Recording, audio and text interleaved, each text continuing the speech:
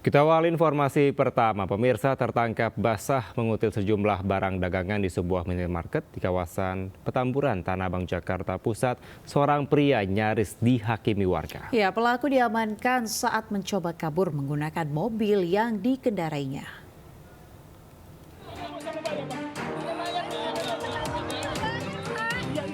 Pria ini mencoba kabur dengan masuk ke dalam mobil saat akan diamankan sejumlah warga di area tempat pemakaman umum Kober Petamburan, Tanah Abang, Jakarta Pusat. Warga yang geram langsung menarik paksa pria tersebut dan nyaris menghakiminya.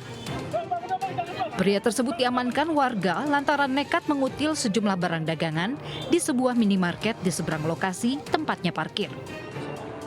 Dari dalam mobil ditemukan sejumlah barang dagangan seperti kopi, sabun, dan snack yang diduga kuat hasil curian. Aksi mengutil pelaku diketahui kasir minimarket yang curiga dengan gerak-gerik pelaku, di mana 2 kali keluar masuk tanpa membeli. Setelah mengecek rekaman CCTV, pelaku pun terlihat beberapa kali memasukkan sejumlah barang di dalam celananya. Ambil barang kayak semacam sabun sama kopi, ketahuan sama customer dari Alfamart itu dari CCTV dilihat, nah dibawa ke mobil, akhirnya ketahuan sama warga juga, sama saya. Makanya saya bawa dia ke Alfamart lagi untuk menginformasikan itu benar atau tidak. Guna mencegah aksi main hakim warga, pelaku kemudian diamankan di pos jaga TNI dan selanjutnya diserahkan ke Polsek Tanah Abang, Jakarta Pusat. Dari Jakarta, Rani Sanjaya, iNews melaporkan. Seorang selebgram yang mempromosikan situs judi online ditangkap polisi di rumah kosan kawasan Cimanggu, Kota Bogor. Dalam 2 bulan sekali, sang selebgram ini mendapat bayaran 2 juta rupiah tiap mempromosikan judi online.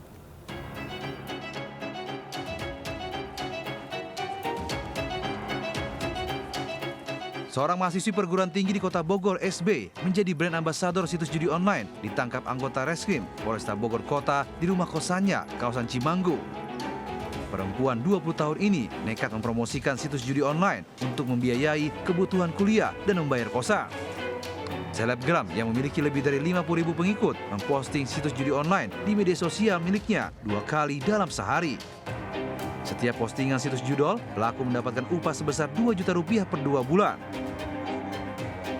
Seorang selebgram inisial S yang membuat dapat diaksesnya informasi elektronik terkait dengan perjudian, bahwa si tersangka S ini pada bulan April 2024 ditawari oleh seseorang untuk menjadi brand ambassador terkait dengan situs judi online. Selain mengamankan pelaku, polisi juga mengamankan tangkapan layar situs judol dan transaksi uang sebagai barang bukti. Tersangka dijerat Undang-Undang ITE dengan ancaman hukuman 10 tahun penjara. Di Bogor, Jawa Barat, Andi Firmansyah melaporkan. Pemirsa, jenazah pilot Sam Air yang jatuh di kawasan Marisa, Kabupaten Pohuwato, Gorontalo dimakamkan di TPU Curug Wetan, Kecamatan Curug, Kabupaten Tangerang, Banten, Senin sore. Suasana haru keluarga menyelimuti pemakaman Kapten Muhammad Saiful Furubi yang memiliki 3 orang anak.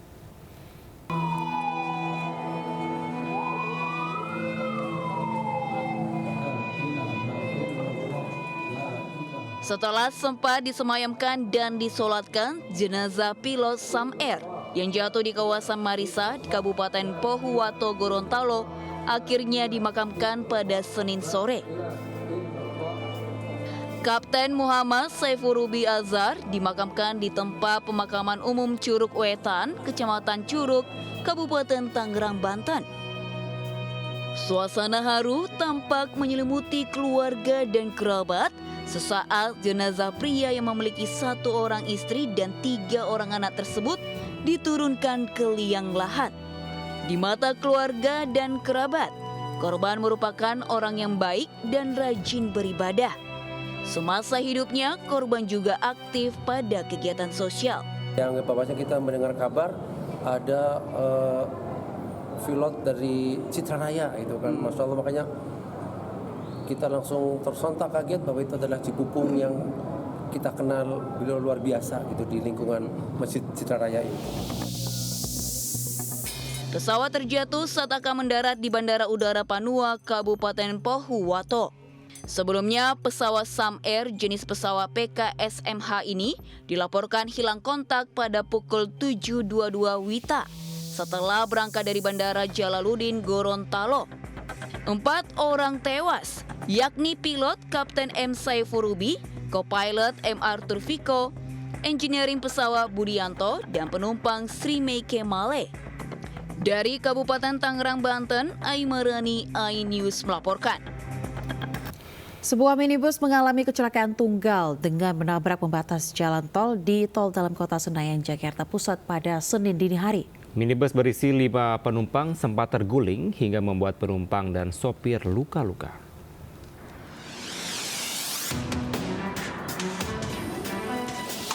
Minibus ringsek pada bagian depan akibat menabrak pembatas tol di ruas tol dalam kota Senayan, Jakarta Pusat. Bahkan minibus sempat terguling hingga kaca bagian depan dan samping pecah. Sementara 5 penumpang termasuk sopir terluka dibawa ke rumah sakit. Kecelakaan berawal saat sopir tiba-tiba kehilangan konsentrasi akibat mengantuk. Hingga mobil nyaris menabrak kendaraan lain. Namun saat menghindari kendaraan lain, minibus malah oleng hingga akhirnya terguling. Pengemudi bersama penumpang tengah melakukan perjalanan dari Pangandaran menuju Serang untuk menghadiri acara hajatan keluarga. Tidak ada korban jiwa dalam kecelakaan, sementara mobil langsung dievakuasi petugas. Dari Jakarta, Helmi Sajangbati, iNews melaporkan. Pemirsa, gudang tiner hangus dilalap api di Jalan Industri Jati Uwung, Kota Tangerang. Sementara di Bekasi, Jawa Barat, pemirsa, api melalap sebuah toko swalayan.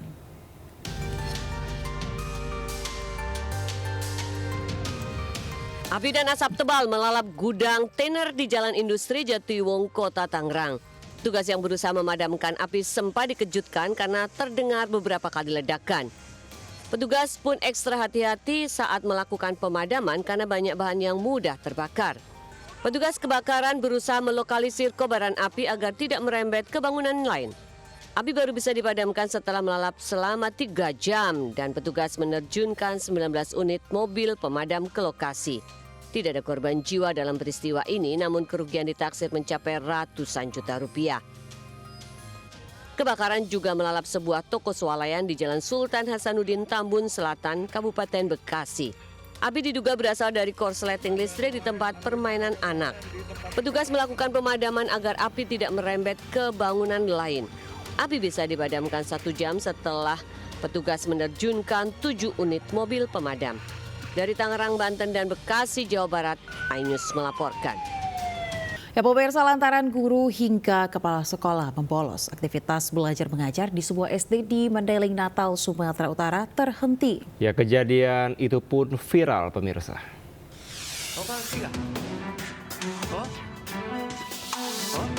Sejumlah siswa terlantar lantaran tidak ada guru yang mengajar di SDN 180 Tambangan Jahe, Mandailing, Natal, Sumatera Utara. Mereka mengaku jika proses belajar mengajar sering tidak berjalan lantaran guru hingga kepala sekolah kerap membolos. Sejumlah orang tua yang kesal pun datang ke sekolah dan mendapatkan sekolah kosong hingga diunggah ke media sosial lalu viral. Pihak Dinas Pendidikan Mandailing Natal segera ke lokasi dan berjanji akan menindak tegas guru maupun kepala sekolah jika terbukti adanya kesengajaan membolos mengajar. Rekan-rekan kita dari Dinas Pendidikan Kabupaten Natal di bawah koordinator Korwas atau koordinator pengawas sedang melaksanakan investigasi di ruang kepala sekolah. Hasil investigasi itu nantinya akan kita tindak lanjuti sesuai aturan, insya Allah dari apa laporan masyarakat dan juga investigasi. Orang tua siswa hanya berharap kejadian itu tidak terulang sehingga proses pendidikan bisa berjalan dengan baik. Dari Mandailing Natal, Sumatera Utara, Ahmad Husain Lubis, iNews melaporkan. Pemirsa, seorang pengedar uang palsu diringkus polisi di kawasan wisata Prigen, Pasuruan, Jawa Timur. Pelaku edarkan uang palsu dengan berbelanja di minimarket.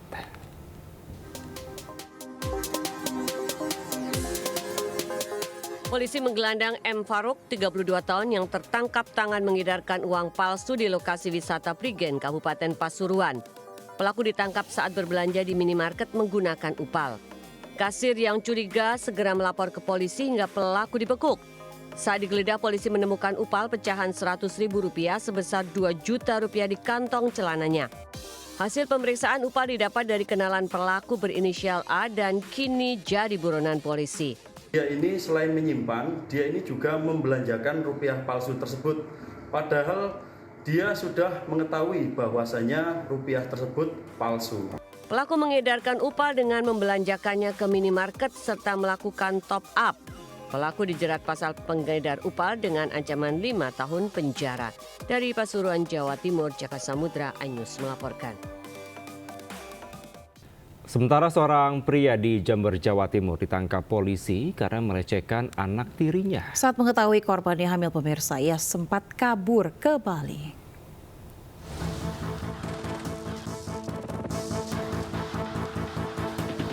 Pria berinisial RS ini tak berkutik usai ditangkap polisi di Bali dan digelandang ke kantor Polsek Mayang, Jember, Jawa Timur. Pria ini dilaporkan istri-istrinya yang dinikahi usai perkenalan di media sosial. Namun setelah tinggal serumah, ia melecehkan anak bawaan istrinya yang baru berumur 14 tahun. Ia melampiaskan nafsu bejatnya setelah mengancam korban dengan senjata tajam.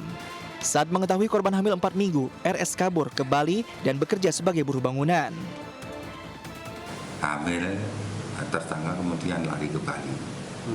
Kemudian melapor dari pihak keluarga, dari pihak ibunya melaporkan ke Polsek Mayang dan kita jemput ke Bali. Untuk mempertanggungjawabkan perbuatannya, kini pelaku dijerat Undang-Undang tentang Pelindungan Anak dengan ancaman hukuman 16 tahun penjara. Dari Jember, Jawa Timur, Bambang Sugiarto, iNews melaporkan. Kita ke informasi lainnya, pemirsa. 1 hari pasca purna tugas, Presiden ke-7 Joko Widodo beristirahat. Ya, sepanjang Senin, kediaman Jokowi terlihat sepi dan tampak Jokowi meninggalkan lokasi kediamannya di Sumber Kota Solo, Jawa Tengah.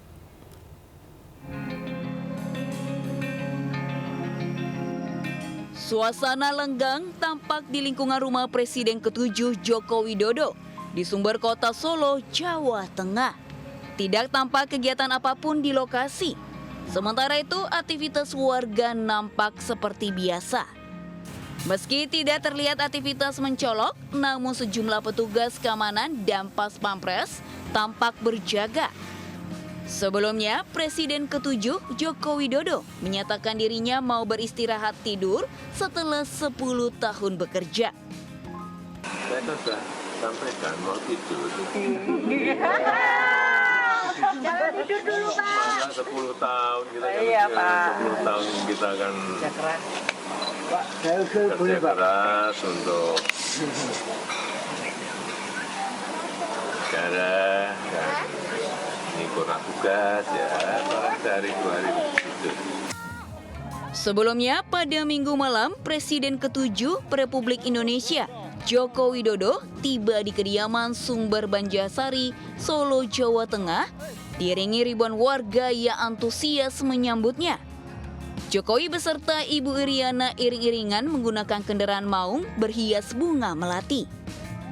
Jokowi juga sempat membagi-bagi kaos kepada warga saat itu. Dari Solo, Jawa Tengah, Septiantoro, iNews melaporkan. Ya, pemirsa, Presiden Prabowo Subianto resmi melantik jajaran Menteri Kabinet Merah Putih pada Senin kemarin. Selain 48 menteri dan 5 pejabat setingkat menteri, Kabinet Merah Putih juga teradat Dewan Ekonomi Nasional yang dijabat Luhut Binsar Panjaitan. Dan Ketua Dewan Ekonomi Nasional oleh Deputi Bidang Presiden Prabowo Subianto didampingi Wakil Presiden Gibran Rakabuming Raka melantik anggota Kabinet Merah Putih di Istana Negara Jakarta pada Senin siang. Pelantikan Kabinet Merah Putih ini berdasarkan keputusan Presiden nomor 133/P tahun 2024 tentang pembentukan Kementerian Negara dan pengangkatan Menteri Negara Kabinet Merah Putih periode tahun 2024-2029 yang ditetapkan pada tanggal 20 Oktober 2024. Sebanyak 32 menteri di bawah koordinasi, 5 menteri koordinasi mengambil sumpah di hadapan Presiden. Selain menteri juga melantik 5 pejabat setingkat menteri, yakni Jaksa Agung, Kepala BIN, Kepala Staf Kepresidenan, Wakil Kepala Staf Kepresidenan, serta Kepala Kantor Komunikasi Kepresidenan. Presiden juga melantik mantan Menko Maritim dan Investasi Luhut Binsar Panjaitan sebagai Ketua Dewan Ekonomi Nasional.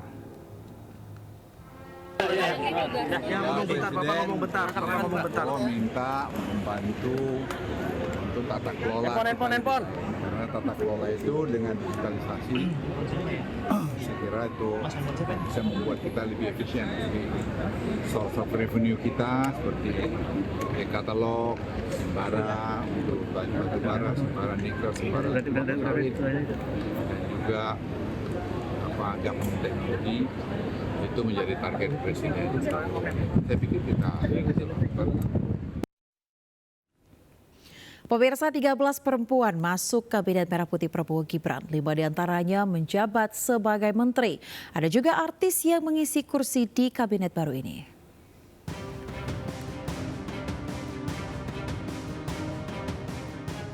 Dalam susunan Kabinet Merah Putih yang diumumkan Presiden Prabowo Subianto, ada 5 perempuan yang menduduki jabatan sebagai menteri. Mereka adalah Sri Mulyani yang kembali menjadi Menteri Keuangan, Mutia Hafid, Menteri Komunikasi dan Digital, Rini Widiantini, Menteri Pemberdayaan Aparatur Negara dan Reformasi Birokrasi, Widianti Putri, Menteri Pariwisata, serta Arifatul Hoiri Fauzi menjabat sebagai Menteri Pemberdayaan Perempuan dan Perlindungan Anak. Selain itu, 8 perempuan ditunjuk sebagai wakil menteri, di antaranya Ripka Haluk yang menjadi wakil menteri dalam negeri, Veronica Tan menjadi wakil menteri Pemberdayaan Perempuan dan Perlindungan Anak, serta Nilu Puspa sebagai wakil menteri pariwisata. Di kalangan artis, sebelumnya ada 3 nama yang dipanggil ke Kertanegara. Namun, hanya Giring Ganesa yang ditetapkan sebagai wakil menteri bekerja sama dengan Fadlizon yang ditunjuk sebagai Menteri Kebudayaan. Nama lain yang ada di Kabinet Merah Putih adalah peraih medali emas Olimpiade 2004 Taufik Hidayat yang menjadi Wakil Menteri Olahraga. Sementara itu Raffi Ahmad dan Yovie Widianto tak masuk dalam susunan kabinet. Sebelumnya keduanya sempat dipanggil ke Kertanegara pada Selasa lalu. Begitu juga pendakwa Gus Miftah yang sempat dipanggil Prabowo namun tidak menjadi wamen. Dari Jakarta, Tim Liputan iNews melaporkan. Pemirsa, susunan Kabinet Merah Putih di bawah kepemimpinan Presiden Prabowo Subianto dan Wakil Presiden Gibran Rakabuming Raka diklaim lebih efisien. Banyaknya nomenklatur membuat kabinet lebih fokus dan juga efektif. Usai pelantikan kabinet di Istana Negara Jakarta pada Senin siang, Kepala Kantor Komunikasi Kepresidenan Hasan Nasbi mengatakan banyaknya jumlah nomenklatur kementerian dan kepala badan saat ini merupakan upaya efisiensi kerja. Banyaknya jumlah kementerian tak menimbulkan ego sektoral karena Presiden Prabowo akan menggembleng para menteri secara khusus. Ada banyak Menko itu yang akan mengkoordinasikan kementerian-kementerian. Tapi teman-teman jangan salah paham. Justru kementerian sekarang jadi ramping loh. Satu kementerian kemarin yang organisasinya gemuk, sekarang dipisah-pisah jadi ramping organisasinya. Jadi bukan kementerian gemuk. Yang kementerian yang badannya besar-besar sekarang malah dipisah-pisah jadi ramping loh itu. Nah, iya, tapi kan itu konsekuensi. Kementerian kan harus ada yang memimpin, harus ada yang mengendalikan kementerian itu. Jadi ini nanti menurut saya sih akan jauh lebih efisien ya, karena pekerjaan mereka jauh lebih fokus. Ya pemirsa, usai melantik Menteri Kabinet Merah Putih, Presiden Prabowo Subianto juga melantik 55 Wakil Menteri Kabinet Merah Putih dan 1 Sekretaris Kabinet. Pelantikan Wakil Menteri digelar di Istana Negara Jakarta. Pelantikan Wakil Menteri diawali dengan menyanyikan lagu Indonesia Raya. Dilanjutkan pembacaan keputusan Presiden atau Kepres nomor 143P tahun 2024 tentang pengangkatan Sekretaris Kabinet. Presiden kemudian mengambil sumpah jabatan para wamen didampingi rohaniawan untuk menjalankan tugas dengan menjunjung tinggi etika jabatan, bekerja dengan sebaik-baiknya dan penuh tanggung jawab. Dalam pelantikan 55 wakil menteri ini, Presiden juga melantik Mayor Teddy sebagai Sekretaris Kabinet.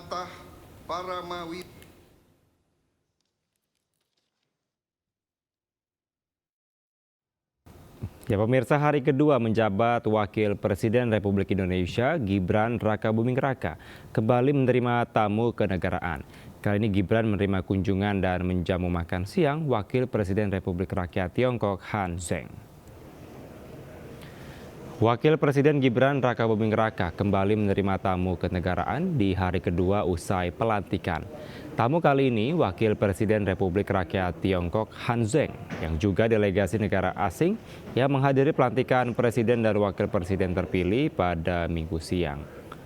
Pertemuan sekaligus jamuan makan siang dilakukan di Istana Wakil Presiden, sementara perbincangan antara kedua Wakil Presiden dilakukan secara internal.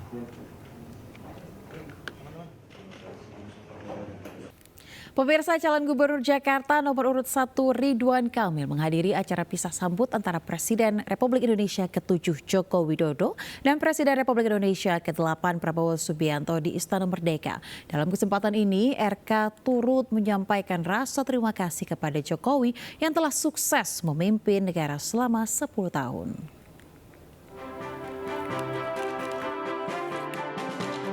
Presiden ke-7 Republik Indonesia Joko Widodo menyambut kedatangan Presiden ke-8 Republik Indonesia Prabowo Subianto di Istana Merdeka Jakarta. Pisah sambut Presiden ini turut dihadiri sejumlah pejabat negara dan tokoh, salah satu dia calon Gubernur Jakarta nomor urut 1 Ridwan Kamil. Dalam kesempatan ini, RK menyampaikan rasa terima kasihnya kepada Presiden Jokowi serta harapan terhadap pemerintahan baru ke depannya. Rasa terima kasih ke Pak Jokowi yang sudah 10 tahun dan menyampaikan selamat bekerja dengan 1000% dari kami bangsa Indonesia, warga Indonesia. Apalagi kalau nanti terpilih Gubernur Jakarta, program-program pusat ya. Tadi kan pesan Pak Prabowo, pemimpin harus bekerja untuk rakyat, itu pasti ya. Sebelum ke Istana Merdeka, Ridwan Kamil bersama warga Jakarta menyambut arak-arakan Presiden dan Wakil Presiden Prabowo Subianto Gibran Rakabuming Raka di kawasan Sarinah, Jakarta Pusat. Mantan Gubernur Jawa Barat ini berharap dengan pemimpin Indonesia yang baru dapat membawa bangsa ini semakin maju ke depannya. Selain itu, RK juga kagum dengan sosok Presiden Jokowi yang telah berhasil memimpin Indonesia selama 10 tahun. Bahkan berencana ingin mengadakan pertemuan dengan Jokowi lantaran pernah menjabat sebagai Gubernur Jakarta sebelumnya. Tim Liputan, iNews melaporkan. Ya, pemirsa, Pemprov DKI Jakarta melaksanakan uji coba makan siang gratis di SMKN 26 Rawamangun, Jakarta Timur. Sebanyak 1.600 paket makanan disediakan seharga Rp25.000 per porsinya.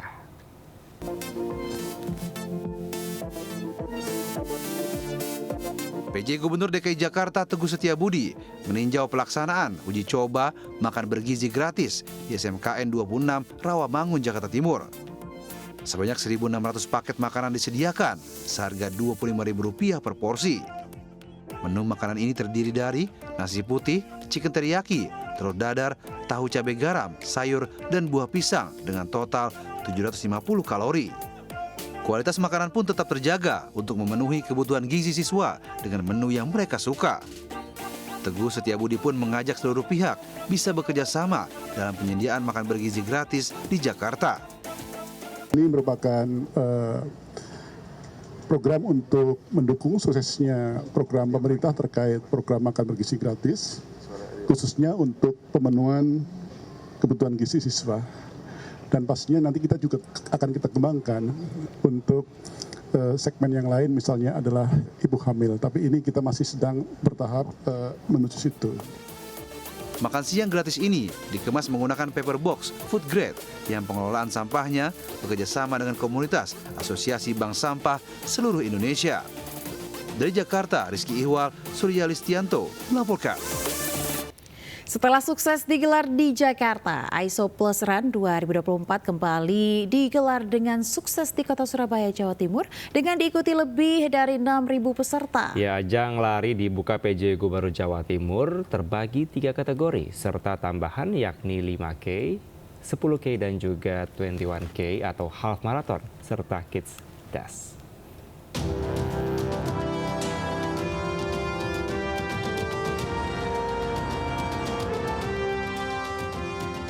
ISOPLUS Run 2024 kembali digelar. Kali ini berlangsung di lapangan Kodam 5, Brawijaya, Surabaya Minggu pagi. Ribuan peserta datang bukan saja dari kota Surabaya dan wilayah Jawa Timur lainnya, namun juga dari provinsi lain untuk mengikuti lari bertema Unlock Your Greatness. Sebanyak 6.000 lebih peserta antusias mengikuti lomba yang dibagi dalam 3 kategori, yakni 5K, 10K, dan 21K atau half marathon. Lari melintasi rute yang menarik dan tempat bersejarah di kota Surabaya, diantaranya Jalan Wonokromo, Kebun Binatang Surabaya, Tugu Pahlawan, Kota Tua Kawasan Jalan Pahlawan, hingga Jalan Raya Darmo Taman Bungkul.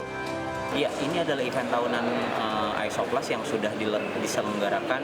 Ini adalah tahun kedua kami dan berharap kita bisa terus mengadopsi gaya hidup aktif, lalu mengedukasi konsumen juga akan pentingnya gaya hidup aktif, dan semoga ISOPLUS Run akan bertemu di tahun-tahun berikutnya. Ini juga ternyata untuk anak-anak juga. Dan saya lihat bagaimana standar layanan, fasilitas sebagaimana layaknya event-event internasional ya. Dan tentu kami dari pemerintah Provinsi Jawa Timur menyambut gembira. Selain 3 kategori tersebut, lomba lari juga terdapat kategori Kid Dash yang dapat diikuti putra-putri tercinta untuk menanamkan pola hidup sehat melalui lari. Selain berlari, peserta juga dapat menikmati hiburan dan beragam produk makanan UMKM serta produk ISOPLUS di lapangan Makodam 5, Brawijaya, Surabaya. Dari Surabaya, Jawa Timur, Hadi Tambayong melaporkan.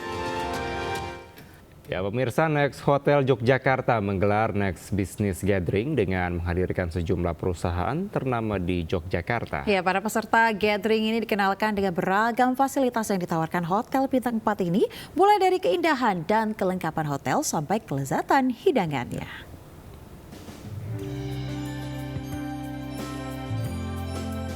Hotel Bintang 4 yang berada di Jalan Laksda di Sucipto, Kabupaten Sleman, Next Hotel Yogyakarta, memiliki fasilitas lengkap dan luas baik untuk perusahaan maupun individu-individu yang akan mengadakan pertemuan maupun acara. Dalam meningkatkan kolaborasi yang baik ke depan bersama para stakeholder dan partner, Next Hotel Yogyakarta menggelar bisnis gathering serta mengundang sejumlah perusahaan ternama di Yogyakarta dan sekitarnya.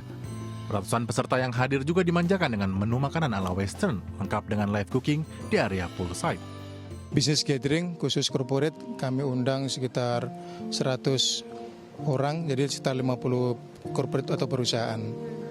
Konsepnya kami adalah kami ingin berkolaborasi, ingin memberikan tawaran bahwa Next Hotel memberikan ada paket dari half day, full day ataupun paket full boat, bisa menginap di sini sambil meeting. Kalau paket meeting kita sesuaikan sama tamu ya, tapi kita sediain beberapa pilihan, mulai dari Western, Asian sampai tradisional kita sediain. Jadi kalau memang mereka meetingnya terlalu panjang dan banyak beberapa hari itu kita mix, jadi biar tamu itu nggak bosen. Selain memiliki ratusan kamar dengan 4 tipe, area gym, resto, dan AHA Cafe yang dilengkapi fasilitas biliar, Hotel Bintang 4 di bawah naungan MNC lain ini juga menawarkan meeting room serta ballroom berkapasitas hingga 350 orang. Next Hotel Yogyakarta juga menawarkan beragam paket promo dengan harga terjangkau, alternatif pilihan menu makanan baik Nusantara, Western maupun Asia yang dapat memanjakan lidah para tamu. Dari Sleman DIY, Anissa Rizkia, Fadoli Kushendarto, iNews melaporkan. Pemirsa, calon gubernur Jakarta nomor urut 1 Ridwan Kamil menghadiri acara Jakarta Awet Muda yang digelar di kawasan Ampera, Pasar Minggu, Jakarta Selatan. Ya, setidaknya ada 3 persoalan bagi anak muda Jakarta yang diterima RK dalam acara yang diinisiasi politisi muda Kim Plas dan juga profesional muda.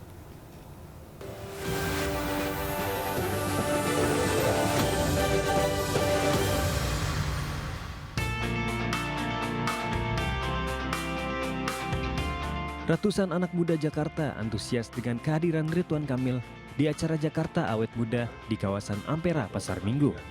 Calon gubernur Jakarta nomor 1 ini hadir untuk mendengarkan berbagai curhatan mengenai persoalan yang kerap dihadapi kalangan muda, seperti lapangan pekerjaan, ruang kreasi, ruang ekspresi, serta hunian. Kalangan muda berharap RK mampu menjawab keinginan mereka menjadikan Jakarta kota yang inklusif dan ramah bagi generasi muda, khususnya milenial dan generasi Z. Nah ini bagian dari masalah Gen Z yang harus saya luruskan kalau nanti ada takdirnya, membereskan sisi gelap, the dark side of digital era. Kembali lagi dia datang dalam bentuk ini. Negara nggak boleh kalah, itu poin saya. Maka kalau saya jadi gubernur, yang mau saya lawan pertama adalah pinjol ilegal, judi online, dengan cara memberikan pinjaman cepat, tanpa bunga berbunga, tanpa agunan. Sementara itu, sebagai bentuk dukungan penuh untuk timnas sepak bola Indonesia menuju kualifikasi Piala Dunia 2026, Cagup Jakarta Ridwan Kamil menghadiri acara nobar pertandingan timnas Indonesia melawan Cina bersama relawan di DPD Golkar, Menteng, Jakarta Pusat. Tim Liputan iNews melaporkan. Sementara Pramono Anung mengenalkan jaring asmara saat mendengar masalah di tengah warga Jakarta. Jaring asmara diketahui merupakan akronim dari menjaring aspirasi masyarakat Jakarta.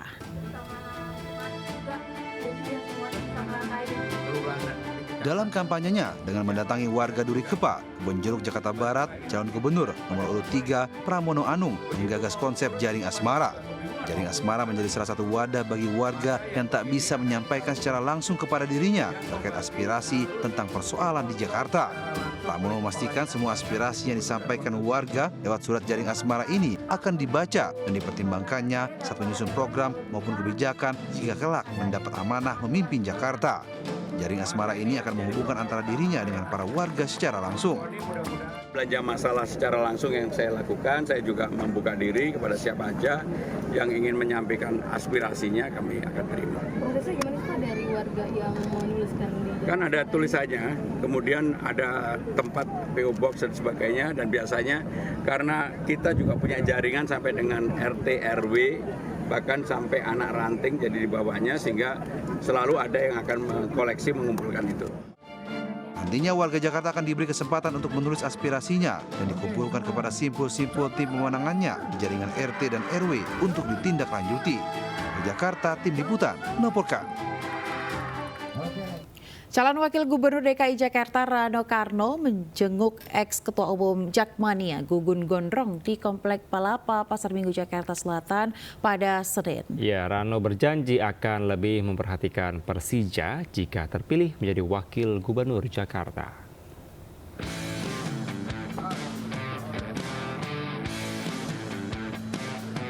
Bang Dul, sapaan calon gubernur DKI Jakarta nomor urut 3 mendatangi karibnya yang merupakan ex-ketua umum Jakmania Senin sore. Rano pun langsung masuk ke kediaman Gugun Gondrong. Terlihat Dul langsung menyapa dan disambut gelak tawa Gugun. Gugun terlihat mengenakan baju berlambang sajete atau salam jempol telunjuk bertuliskan The Jakmania. Keduanya terlihat akrab. Rano Karno sendiri senang melihat Gugun Gondrong berhasil mengatasi penyakitnya tumor otak. Selain terkenal sebagai artis, Gugun Gondrong juga terkenal sebagai aktivis Jakmania. Nengok Gugun, sebetulnya kalau bilang nengok sih udah kebangetan. Gugun ini orang pertama yang bangun Jakmania pada waktu itu. Kira-kira tahun berapa tuh Gun? Masih ingat nggak lo? 97. Iya sekitar waktu itu soalnya sama CNS segala macam. Aku ikutan waktu itu. Cuman karena dia lagi waktu itu aku sibuk di film, yang lanjutin masih sama Gugun. Nah jadi teman-teman, dialah pendiri Jakmania yang pertama. Boleh dibilang pendiri. Rano mengaku sudah mengetahui sejarah Gugun dalam mendirikan Jakmania. Dia berjanji akan memperhatikan Jakmania jika terpilih jadi wakil gubernur nanti. Di Jakarta, Tim Liputan melaporkan. Ya, pemirsa dan ayah, selanjutnya kita ke informasi yang menginspirasi nih.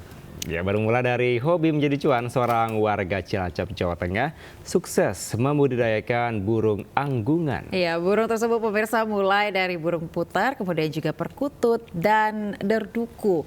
Tak disangka pemirsa dari hobi membudidayakan burung anggunan ini memiliki nilai ekonomis yang tinggi hingga menghasilkan omset puluhan juta per bulan.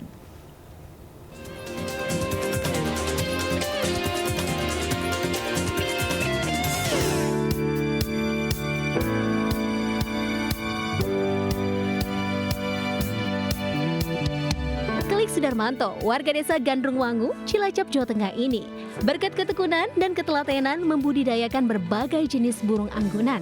Halaman belakang rumah disulapnya menjadi kandang yang berisi ratusan ekor burung anggunan berbagai jenis.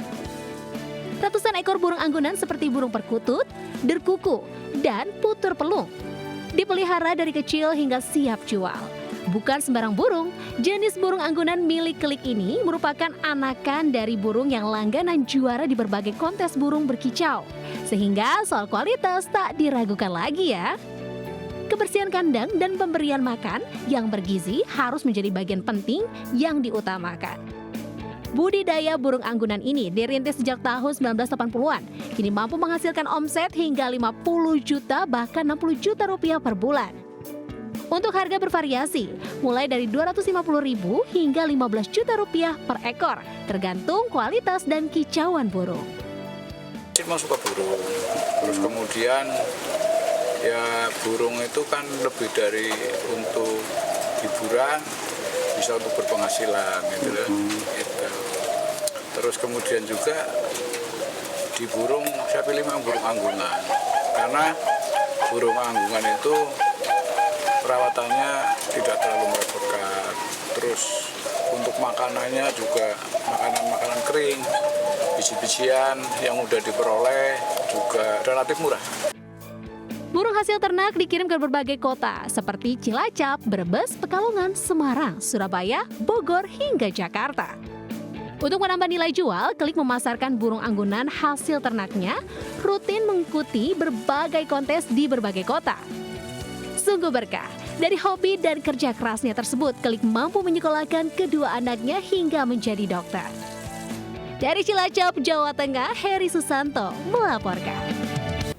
Pemirsa, menikmati ikan wadar atau di Pulau Jawa disebut iwak kali dengan sambal tomat memang memiliki kenikmatan tersendiri. Ya, benar sekali. Sebuah kedai pemirsa di pinggir kali di Jember, Jawa Timur ini, menu iwak kali cocol sambalnya selalu ludes diburu para penggemarnya.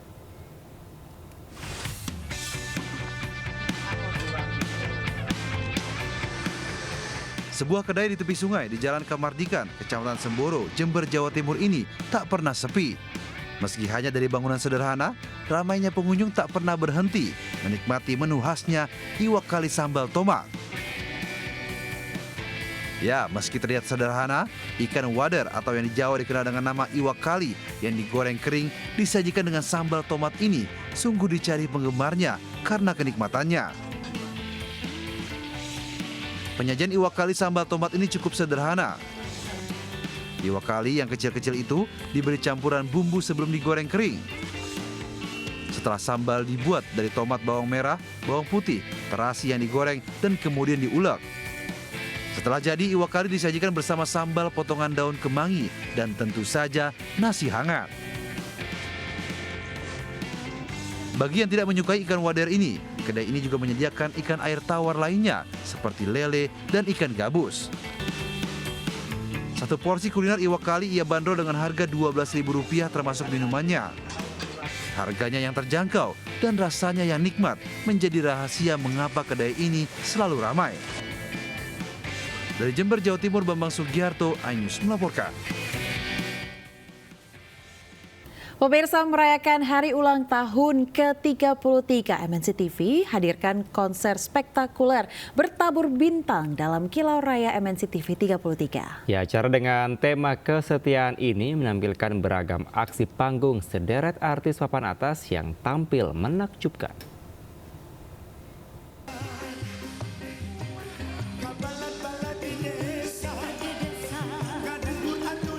Merayakan hari ulang tahun yang ke-33, MNC TV menghadirkan pertunjukan konser spektakuler yang mewah dan megah dalam Kilau Raya MNC TV 33 dengan tema kesetiaan. Konser dimeriahkan sederet penyanyi dan artis ternama tanah air seperti Ayu Ting Ting, Iis Dahlia, Iyeth Bustami, Nassar, JKT48, hingga Raja Band. Managing Director MNC TV Tantan Sumartana mengatakan banyak kejutan di konser Kilau Raya MNC TV kesetiaan ini dengan hadirnya kolaborasi para bintang. Penonton pun antusias, bahkan banyak yang turut berjoget dalam pertunjukan yang disiarkan secara live dari studio RCTI Plus Kebonjeruk, Jakarta Pusat, Senin malam. Acara yang dipandu host terbaik seperti Irfan Hakim, Angel Karamoy, Ramzi, Rian Ibram, dan Vega Darwanti semakin semarak. Jajaran pemimpin dari MNC Group pun larut dalam kemeriahan HUT MNC TV yang ke-33. Ya pastinya setiap tahun pastinya ada inovasi baru ya. Pastinya dari sisi konsep tata suara, kemudian juga tata panggung, aransemen musik dan juga kolaborasi artisnya pastinya akan menjadi sesuatu suguhan yang mungkin bisa jadi belum pernah dilihat oleh pemirsa di rumah. Rangkaian perayaan hari ulang tahun MNC TV ke-33 diawali dengan syukuran dan doa bersama antara para karyawan, BOD, dan komisaris. Dari Jakarta, Agita Maura, Laksana Abdul Rosid, iNews melaporkan.